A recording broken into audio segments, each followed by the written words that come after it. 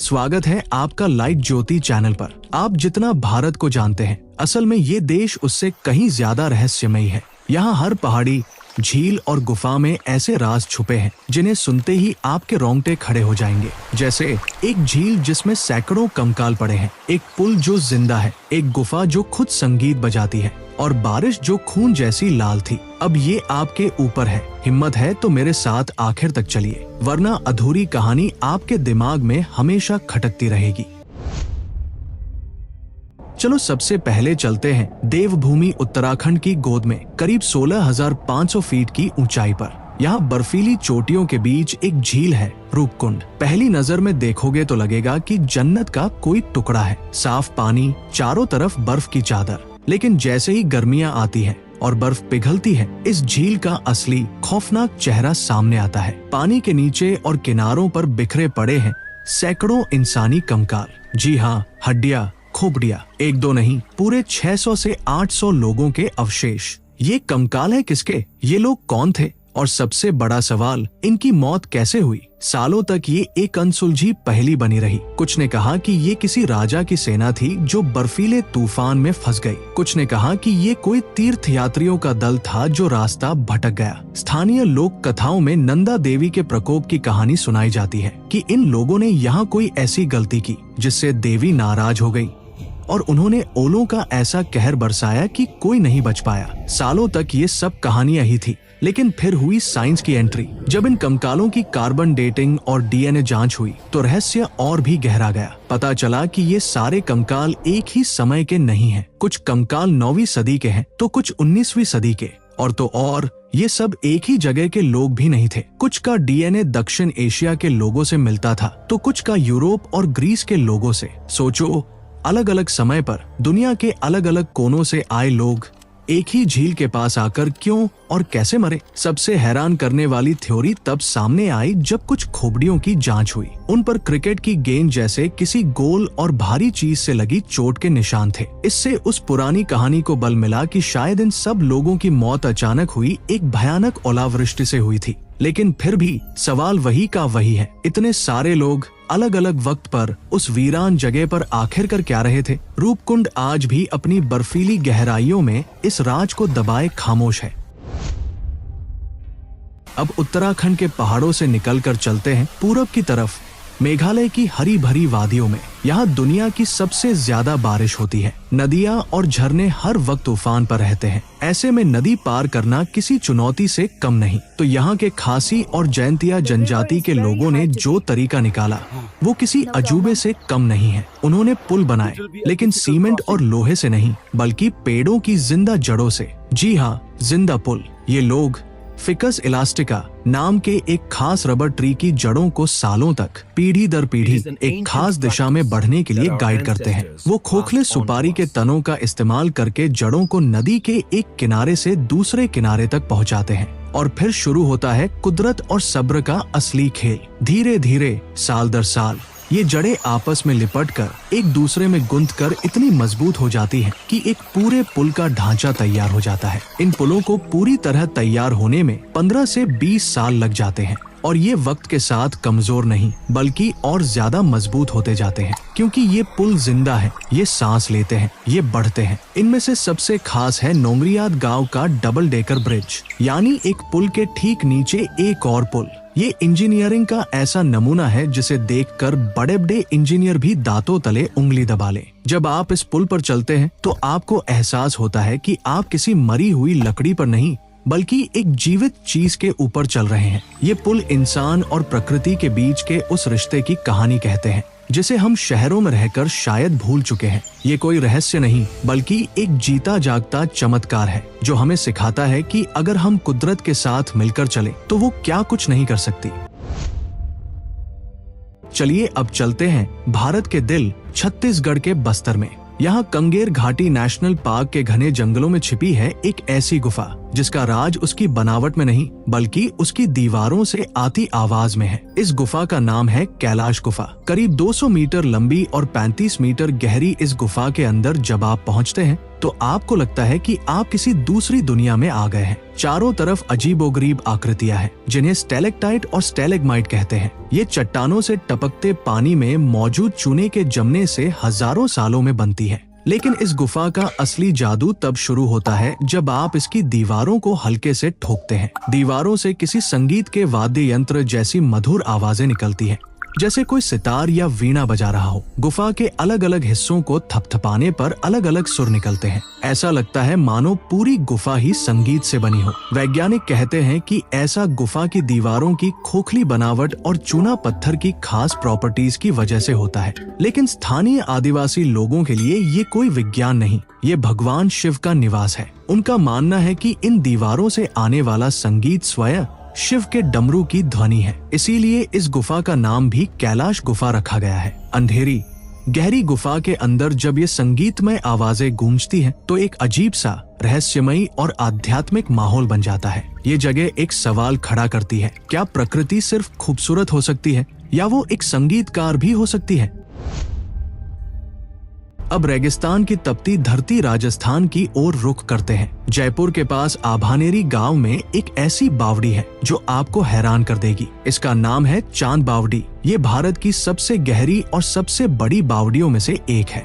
इसे बावड़ी कहना शायद इसकी शान में गुस्ताखी होगी। ये जमीन के अंदर बना एक उल्टा पिरामिड है, एक भूल भुलैया है। 13 मंजिल गहरी इस बावड़ी में 3500 सीढ़ियां हैं जो एक परफेक्ट जियोमेट्रिक पैटर्न में बनी है। जब आप ऊपर से नीचे देखते हैं तो इन सीढ़ियों का जाल आपको सम्मोहित कर लेता है। एक पल को यकीन नहीं होता कि इसे इंसानों ने बनाया है। इन सीढ़ियों को इस तरह बनाया गया है कि अगर आप एक बार नीचे उतर गए तो वापस उसी रास्ते से ऊपर आना लगभग नामुमकिन है। आप रास्ता भटक ही जाएंगे। कहते हैं कि इस बावड़ी को राजा चांद ने 8वीं 9वीं सदी में बनवाया था ताकि पानी की कमी वाले इस इलाके में साल भर पानी जमा रह सके। इसकी गहराई की वजह से नीचे का पानी हमेशा ऊपर की सतह से 5 से 6 डिग्री ठंडा रहता था। ये सिर्फ एक कुआं नहीं था, ये एक कम्युनिटी सेंटर था जहां लोग गर्मी से बचने और एक दूसरे से मिलने आते थे। लेकिन इस बावड़ी से जुड़ी कहानियां इसके आर्किटेक्चर से भी ज्यादा रहस्यमयी हैं। कुछ स्थानीय लोगों का मानना है कि इसे इंसानों ने नहीं बल्कि भूतों ने सिर्फ एक रात में बनाया था। शायद इसकी बनावट इतनी जटिल और परफेक्ट है कि लोगों को यकीन ही नहीं हुआ कि कोई इंसान ऐसा कर सकता है। आज भी सूरज ढलने के बाद यहाँ कोई नहीं रुकता। इस बावड़ी की सीढ़ियों में न जाने कितने राज और कितनी कहानियां दफन हैं, जो शायद हमेशा के लिए एक पहेली ही बनकर रह जाएंगी। अब मेरे गृह राज्य गुजरात की तरफ आते हैं। गिर के जंगल के पास अमरेली जिले में एक जगह है तुलसी श्याम। यहाँ एक 3000 साल पुराना कृष्ण मंदिर है, लेकिन लोग यहाँ सिर्फ दर्शन करने नहीं आते बल्कि एक अजीबोगरीब घटना को अपनी आँखों से देखने आते हैं। यहाँ एक पहाड़ी सड़क है जो साफ साफ चढ़ाई की तरफ जाती हुई दिखती है। लेकिन अगर आप इस सड़क पर अपनी गाड़ी को न्यूट्रल में खड़ा कर दे, इंजन बंद कर दे, तो गाड़ी नीचे ढलान की तरफ लुढ़कने के बजाय अपने आप ऊपर चढ़ाई की तरफ चलने लगती है। जी हाँ, गुरुत्वाकर्षण के नियम के खिलाफ गाड़ी ऊपर की तरफ खींची चली जाती है, और वो भी 15 से 20 किलोमीटर प्रति घंटे की रफ्तार से। लोग पानी की बोतलें सड़क पर लुढ़काते हैं और पानी भी नीचे की बजाय ऊपर की ओर बहने लगता है। इस जगह को एंटी ग्रेविटी हिल कहा जाता है। पहली बार देखने पर ये किसी जादू या चमत्कार से कम नहीं लगता। लोग इसे भगवान कृष्ण का चमत्कार मानते हैं, लेकिन विज्ञान इसके पीछे एक अलग ही कहानी बताता है। एक्सपर्ट्स का कहना है कि ये कोई एंटी ग्रेविटी नहीं बल्कि एक ऑप्टिकल इल्यूजन है, यानी नजरों का धोखा। असल में ये सड़क हल्की सी ढलान पर ही है, लेकिन आसपास के लैंडस्केप और क्षितिज हराइजन के छिपे होने की वजह से हमारा दिमाग इसे चढ़ाई समझ बैठता है। जो हमें ऊपर की तरफ लगता है वो असल में नीचे की तरफ होता है। भारत में लद्दाख में भी ऐसी ही एक मैग्नेटिक हिल है। वजह चाहे जो भी हो, चमत्कार हो या विज्ञान, अपनी आंखों के सामने गाड़ी को बंद इंजन के साथ चढ़ाई पर चढ़ते देखना एक ऐसा अनुभव है जो आपको सोचने पर मजबूर कर देता है कि जो हम देखते हैं क्या वो हमेशा सच होता है। चलो दक्षिण भारत की तरफ चलते हैं, तमिलनाडु के महाबलीपुरम में। यहाँ समंदर किनारे एक विशालकाय गोलाकार चट्टान है जो एक छोटी सी ढलान पर एक बहुत ही छोटे से बेस पर टिकी हुई है। इसका नाम है वान इराई कल, यानी आसमान के देवता का पत्थर, लेकिन लोग इसे कृष्णा बटर बॉल के नाम से ज्यादा जानते हैं। ये चट्टान करीब 20 फीट ऊंची और 5 मीटर चौड़ी है और इसका वजन है लगभग 250 टन। हैरान करने वाली बात यह है कि ये विशाल पत्थर पिछले 1200 सालों से भी ज्यादा वक्त से इसी ढलान पर इतने छोटे से संपर्क बिंदु पर टिका हुआ है, जैसे इसने ग्रेविटी के सारे नियमों को ठेंगा दिखा रखा हो। देखकर लगता है कि एक हल्का सा धक्का भी इसे नीचे लुढ़का देगा, लेकिन बड़े बड़े तूफान और सुनामी भी इसका कुछ नहीं बिगाड़ पाए। पौराणिक कहानियां कहती हैं कि ये भगवान कृष्ण के बचपन की शरारतों का नतीजा है। जब वो मक्खन चुरा कर खाते थे तो उनका मक्खन का एक गोला यहाँ गिरकर पत्थर बन गया। इतिहास में इस पत्थर को हटाने की कई कोशिशें हुई। 1908 में मद्रास के गवर्नर आर्थर लॉली ने इसे अपनी जगह से हटाने के लिए 7 हाथियों की ताकत लगा दी, लेकिन पत्थर 1 इंच भी नहीं हिला। आज ये पत्थर वहीं खड़ा है, विज्ञान और तर्क को एक खुली चुनौती देते हुए। ये कैसे रुका है? इसका सेंटर ऑफ ग्रेविटी इसे कैसे संतुलित करता है? ये सवाल आज भी भूवैज्ञानिकों को हैरान करते हैं। ये पत्थर सिर्फ एक चट्टान का टुकड़ा नहीं, ये कुदरत की ताकत और संतुलन का एक जीता जागता सबूत है। अब बिहार के ऐतिहासिक शहर राजगीर की यात्रा करते हैं। यहाँ वैभरगिरी पहाड़ी की तलहटी में 2 गुफाएं हैं, जिन्हें सोन भंडार यानी सोने का खजाना कहा जाता है। माना जाता है कि ये गुफाएं 3री या 4थी सदी की हैं और इनका संबंध जैन धर्म से है, लेकिन इनका रहस्य इनके इतिहास में नहीं बल्कि इनके नाम में छिपा है। कहानियों के अनुसार मगध के महान राजा बिंबिसार के पास बेशुमार सोना और जवाहरात थे। जब उनके बेटे अजातशत्रु ने उन्हें कैद कर लिया तो उनकी पत्नी ने सारा खजाना इसी गुफा में कहीं छिपा दिया। गुफा की एक दीवार पर एक दरवाजा बना हुआ है जिसे आज तक कोई खोल नहीं पाया। उसी के पास शंख लिपि में कुछ लिखा है जिसे आज तक कोई पढ़ नहीं पाया। लोगों का मानना है कि इसी लिखावट में इस दरवाजे को खोलने का राज छिपा है। अंग्रेजों के जमाने में उन्होंने इस दरवाजे को तोड़ने के लिए तोप के गोले तक दागे, लेकिन दरवाजे का कुछ नहीं बिगड़ा। आज भी आप तोप के गोले का वो निशान उस चट्टान पर देख सकते हैं। कुछ लोग मानते हैं कि ये खजाना आज भी अंदर महफूज है और उस पहेली के सुलझने का इंतजार कर रहा है। क्या सच में अंदर कोई खजाना है या ये सिर्फ एक कहानी है? और अगर खजाना है तो उसे छिपाने के लिए ऐसी कौन सी तकनीक इस्तेमाल की गई थी कि तोप के गोले भी उसका कुछ नहीं बिगाड़ सके? सोन भंडार की ये गुफाएं अपने सीने में सिर्फ सोने का ही नहीं बल्कि इतिहास और रहस्य का भी एक बहुत बड़ा खजाना छिपाए बैठी है।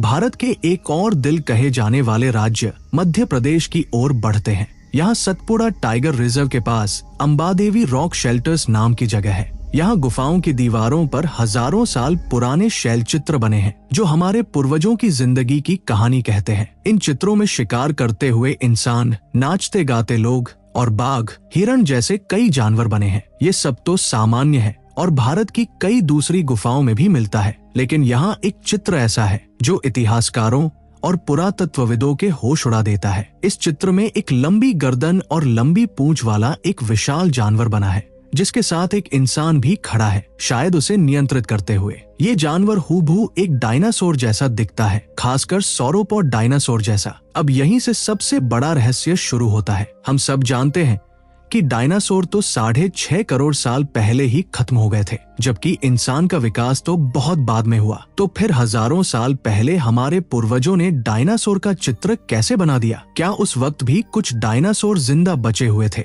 जो इंसानों के साथ रहते थे, या फिर हमारे पूर्वजों को कहीं से डायनासोर के जीवाश्म मिले थे और उन्होंने अपनी कल्पना से ये चित्र बना दिया? ये थ्योरी भी थोड़ी अजीब लगती है क्योंकि जीवाश्म से पूरे जानवर का इतना सटीक अंदाजा लगाना उस जमाने में लगभग नामुमकिन था। कुछ लोग तो ये भी कहते हैं कि ये चित्र एलियंस या टाइम ट्रैवल जैसी किसी चीज का सबूत है। वजह जो भी हो, ये एक छोटा सा चित्र हमारे इतिहास की पूरी समझ पर एक बहुत बड़ा सवालिया निशान लगा देता है। अब चलते हैं गॉड्स ओन कंट्री केरल। साल 2001 में 25 जुलाई से 23 सितंबर के बीच केरल के इडुक्की और कोट्टायम जिलों में एक बहुत ही अजीब घटना हुई। यहाँ सामान्य पानी की जगह आसमान से लाल रंग की बारिश हुई। जी हाँ, खून जैसी लाल बारिश। पहले तो लोगों को लगा कि किसी फैक्ट्री से निकले प्रदूषण की वजह से ऐसा हो रहा है, लेकिन जब जांच हुई तो पता चला कि ये कोई केमिकल नहीं है। बारिश के पानी में माइक्रोस्कोप से देखने पर लाल रंग के कण दिखाई दिए जो किसी जीवित कोशिका जैसे लग रहे थे। इस पर रिसर्च शुरू हुई। कुछ वैज्ञानिकों ने कहा कि ये हवा में मौजूद किसी खास तरह के शैवाल के कण हैं, तो कुछ ने कहा कि ये किसी उल्कापिंड के फटने से निकले कण हो सकते हैं। लेकिन सबसे चौंकाने वाली और विवादित थ्योरी दी महात्मा गांधी यूनिवर्सिटी के एक साइंटिस्ट गॉडफ्रे लुइस ने। उन्होंने दावा किया कि ये कण कोई और नहीं बल्कि पृथ्वी के बाहर से आए एलियन जीव है। उनकी थ्योरी के मुताबिक कोई उल्कापिंड अपने साथ इन बाहरी जीवों की कोशिकाओं को लेकर आया था जो वायुमंडल में फटा और ये कोशिकाएं बारिश के पानी के साथ जमीन पर आ गिरी। उनकी इस थ्योरी ने पूरी दुनिया में तहलका मचा दिया। हालांकि ज्यादातर वैज्ञानिक समुदाय उनकी इस बात से सहमत नहीं है, लेकिन आज भी ये सवाल बना हुआ है कि वो लाल कण आखिर थे क्या? अगर वो शैवाल थे तो वो इतनी बड़ी मात्रा में और सिर्फ एक खास इलाके में ही क्यों बरसे? केरल की वो लाल बारिश आज भी विज्ञान के लिए एक अनसुलझी पहेली है जो हमें याद दिलाती है कि इस ब्रह्मांड में हम अकेले हैं या नहीं। इसका जवाब शायद हमें अभी तक नहीं मिला है।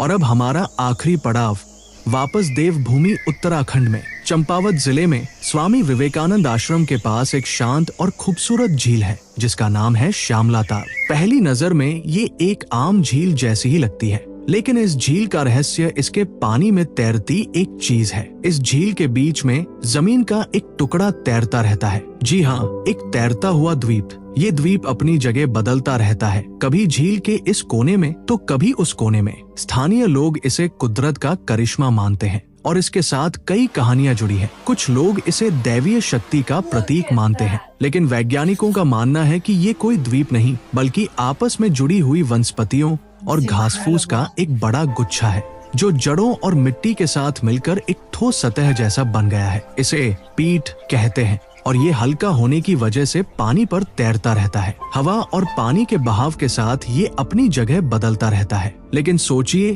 उस शांत झील के बीच में जमीन के एक टुकड़े को अपनी मर्जी से यहाँ से वहाँ तैरते देखना कितना अजीब और रहस्यमय लगता होगा। ये जगह हमें बताती है कि रहस्य हमेशा बड़े और डरावने नहीं होते। कभी कभी वो कुदरत के शांत और खूबसूरत नजारों में भी छिपे होते हैं, बस देखने वाली नजर चाहिए। तो दोस्तों, ये थी भारत की 10 सबसे रहस्यमय जगहें। ये वो जगहें हैं जहाँ इतिहास, विज्ञान, विश्वास और रहस्य आपस में ऐसे घुल मिल गए हैं कि सच और कहानी के बीच की लकीर धुंधली पड़ जाती है। ये हमें बताती है कि हमारा देश सिर्फ वो नहीं जो हम किताबों में पढ़ते हैं, बल्कि उससे कहीं ज्यादा गहरा और रहस्यमय है। अपडेट और नई वीडियो के लिए सब्सक्राइब करें।